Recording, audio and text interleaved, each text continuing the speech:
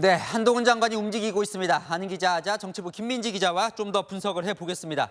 오늘 한 장관 발언은 상당히 의미심장해 보입니다. 맞습니다. 앞서 보신 것처럼 한 장관, 국회의원 300명이 쓰는 여의도 문법이 아니라 자신은 5천만의 언어를 쓰겠다 이렇게 말했죠. 여의도 문법은 사투리다. 기존 정치인들과는 다른 행보를 하겠다는 일종의 차별화 전략을 예고한 겁니다. 민주당의 검사 탄핵 추진을 비판하면서 이재명 대표를 직접 겨냥하기도 했죠. 만약에 어떤 고위 공직자가 공직 생활 내내 세금 빼돌려서 일제 샴푸 사고 가족이 초밥 먹고 쇠고기 먹었습니다. 그거 탄핵 사유가 됩니까? 이 질문에 답해야 한다고 생각합니다. 송영길 전 대표도 언급하면서 나는 86 운동권 정치인들과는 다르다고 강조하기도 했습니다. 송영길 전 민주당 대표 같은 일부 운동권 정치인들이 겉으로 깨끗한 척하면서 NHK 다니고 대우 같은 재벌 뒷돈 받을 때 저는 어떤 정권에서나 재벌과 사회적 강자에 대한 수사를 엄정하게 했다는 말씀 드리겠습니다.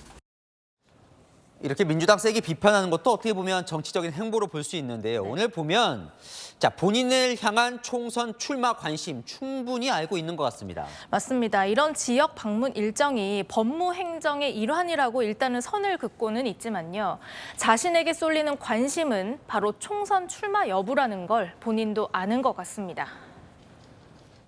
이 대전에 CBT 한국어 시험센터가 개소됩니다. 이 상황을 점검하러 온 겁니다. 이 얘기는 별로 안 듣고 싶었죠, 근데. 예, 말씀하세요. 한 장관이 지역을 방문할 때마다 붙이는 수식어를 보면요. 마치 선거 유세 때와 비슷한데요.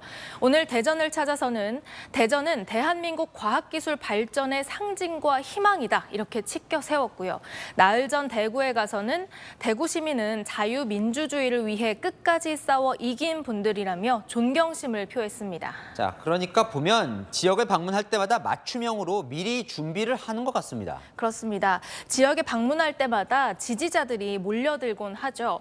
이들을 대하는 한 장관의 태도도 대중 정치인 못지 않습니다. 보시는 것처럼 오늘도 많은 사람들과 일일이 함께 사진을 찍었고요. 휴대전화 뒷면에 사인을 받는 사람들도 눈에 띄었습니다.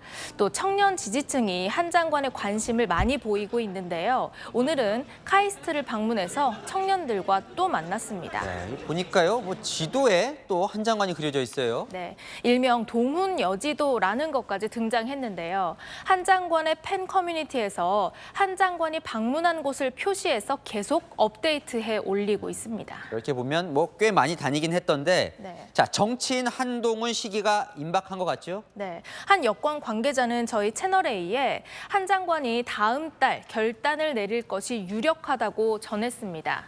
예산 정국이 끝나고 한 장관이 공들이고 있는 이민청 설립을 어느 정도 마무리 지으면 결단을 내릴 것으로 보이는데요.